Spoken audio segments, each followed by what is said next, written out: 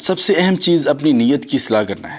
کسی کے لیے برا نہ سوچا جائے، دوسروں کے لیے اپنے دل کو صاف رکھا جائے۔ والدین کی نیت اولاد پر بہت اثر رکھتی ہے۔ کسی سے کوئی شکوہ یا تکلیف والا معاملہ ہو، اللہ کی رضا کے لیے، اللہ سے اس سخت دن کی معافی کی امید میں لوگوں کو سچے دل سے معاف کر دیا جائے۔ دوسروں کی کامیابیوں پر دل سے خوش ہوا جائے، دوسروں کے مسائل پر دل سے دعا کی جائے۔ دوسری اہم چیز، اپنے والدین کے حقوق ادا کیے جائیں، ان کے ساتھ بھلائی والا معاملہ کیا جائے، ان کی دعائیں سمیٹی جائیں، اور پھر یہ کہ خود اللہ کی ہر طرح کی نافرمانیوں سے بچا جائے۔ جیسا ہم اپنی اولاد کو دیکھنا چاہتے ہیں ویسا ہی خود بنتے جائیں، نہ دھوکہ دیں، نہ جھوٹ بولیں، نہ امانت میں خیانت کریں، اور خود اللہ کے حقوق اور لوگوں کے حقوق ادا کرنے کی پابندی کریں۔ آدھی تربیت یہی ہے۔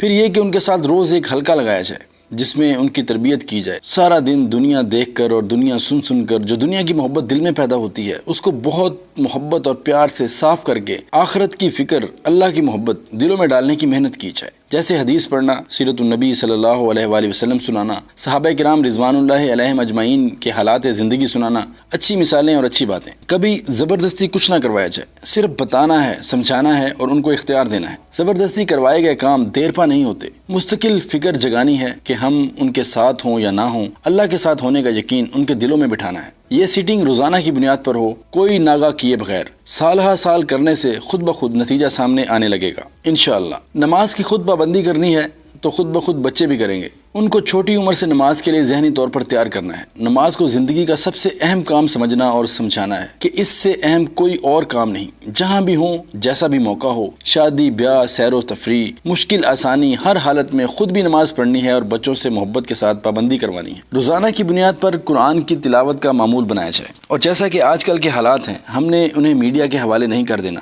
کہ بچے کی تربیت کرے۔ خود وقت دینا ہے، میڈیا کا درست استعمال سمجھانا ہے، گناہ سے نفرت کو اس کے دل میں بٹھانا ہے، تنہائی کے گناہ سے بچنے کی ترغیب، اس کے نقصان، نگاہ کی حفاظت، اور سب سے اہم بڑھتی عمر میں اس کی جسمانی تربیت، جسمانی تبدیلیوں سے آگاہی، اور جائز ناجائز، محرم نامحرم کا تصور۔ خود ایسی فیملیز سے تعلقات بڑھانا جن سے مل کر ہمارے ایمان تازہ ہوں اور جو ہماری آخرت بنانے میں مددگار ہوں۔ صحبت بہت اہم چیز ہے۔ دین میں مددگار لوگوں کی صحبت اختیار کی جائے، اور بچوں کو ہفتے میں کم از کم ایک بار دینی مجالس میں اپنے ساتھ لے کر جانا۔ شاید دیکھنے میں یہ کام بہت زیادہ لگ رہے ہوں یا مشکل لگ رہے ہوں، لیکن حقیقتاً یہ دنیا کے باقی امور کا 20% حصہ ہیں۔ بچے گرینڈ پیرنٹس کی خدمت کرنے والے، ان سے بہت زیادہ محبت کرنے والے اور دعا لینے والے ہوں۔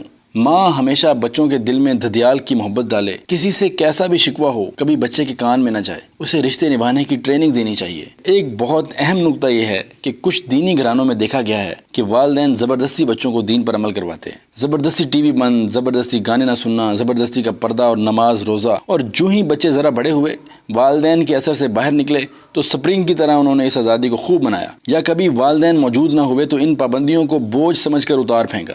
یہ بہت اہم بات ہے کہ زبردستی کچھ نہ کروایا جائے۔ یہ لانگ ٹرم پروسیجر ہے، صبر آزما بھی، لیکن ان کو صرف رستہ دکھانا ہے، اچھائی اور برائی کا، اللہ کی رضا اور فرما برداری کا، خود چل کر دکھانا ہے، اور اختیار ان کے ہاتھ میں دے دینا ہے۔ سالوں کی محنت ضرور رنگ لائے گی۔ اور ہر اہم بات سے بھی اہم بات، دعا، دعا اور صرف دعا۔ والدین صرف کوشش اور دعا کر سکتے ہیں، ہدایت اللہ دیتا ہے، تربیت اللہ فرماتا ہے۔ ہر نماز کے بعد خصوصی دعا، اذان اور اقامت کے درمیان دعا، ربنا حب لنا من ازواجنا وذریتنا قرۃ اعین واجعلنا للمتقین اماما۔ اس دعا کو اپنا اوڑھنا بچھونا بنا لیا جائے۔ اللہ تعالی ہمیں اور ہم سب کی اولاد کو اپنا محبوب بنا لے، ہم سے راضی ہو جائے، ہم سے عافیت و اخلاص کے ساتھ اپنے دین کی خدمت لے، ہماری نسلوں کو دین کی محنت کے لیے قبول فرمائے، اور انہیں ہمارے لیے صدقہ جاریہ بنائے، اور انہیں صحابہ کرام رضوان اللہ علیہم اجمعین کے نقش قدم پر چلنے کی توفیق عطا